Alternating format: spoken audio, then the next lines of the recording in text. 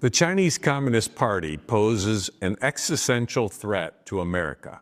Led by Xi Jinping, the CCP's military, economic, and ideological aggression undermines our national security, sovereignty, and our way of life. Everything is at stake, and if we do not win, the Chinese Communist Party will bend the rules of commerce, science, and geopolitical power to serve its authoritarian vision. For the past 2 years, the House Select Committee on the CCP has shone a light on China's actions that threaten American interests while forging bipartisan consensus on the steps needed to safeguard our nation. We have helped American citizens in their fight against CCP-backed companies, met with allies and partners around the world, and passed legislation strengthening our ability to preserve peace in the Indo-Pacific. The CCP's actions affect every American, and last year, the Select Committee's historic policy report outlined our strategy to fundamentally reset the United States' relationship with China. These 150 bipartisan recommendations set forth a blueprint for our country to unleash American innovation, end the CCP's chokehold of vital U.S. supply chains, and win this competition. As chairman, I introduced legislation to finally revoke China's privileged trade status with the United States, restoring fair and reciprocal trade for our businesses and our workers. We've also taken aim at China's dominance of critical minerals. Depending on supply chains controlled by China is untenable and dangerous for the American people. That's why a bipartisan group of members on the Select Committee worked to introduce legislation that will safeguard America's supply chains and reduce our economy's dependence on the CCP.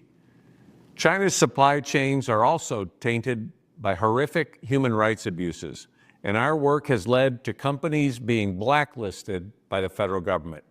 Companies like Cattle and Goshen can no longer work with the Department of Defense, and CCP drone maker Autel is prohibited from receiving U.S. technology because of ties to the Chinese military that our committee highlighted. The reach of the Chinese Communist Party's malign influence on America goes beyond trade and the economy, though.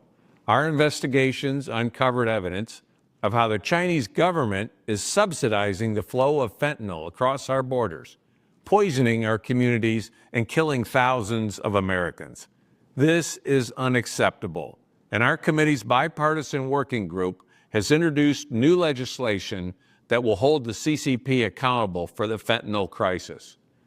Alongside the Committee on Education and Workforce, the Select Committee revealed troubling partnerships between American universities and Chinese universities that aid the CCP in the development of weaponry and surveillance technology.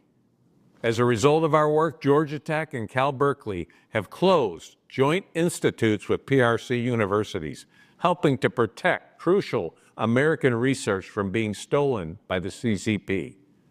In 2 other groundbreaking reports, we highlighted how venture capital firms and asset managers on Wall Street have been funneling American savings and retirement money into Chinese companies that advance the CCP's military modernization and human rights abuses.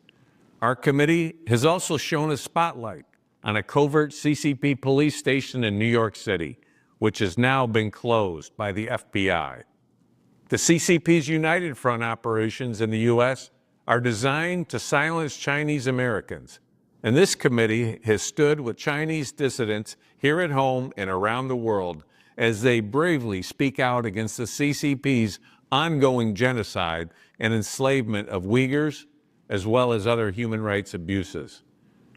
Finally, the Select Committee has made incredible progress in combating the CCP's malign influence within the United States.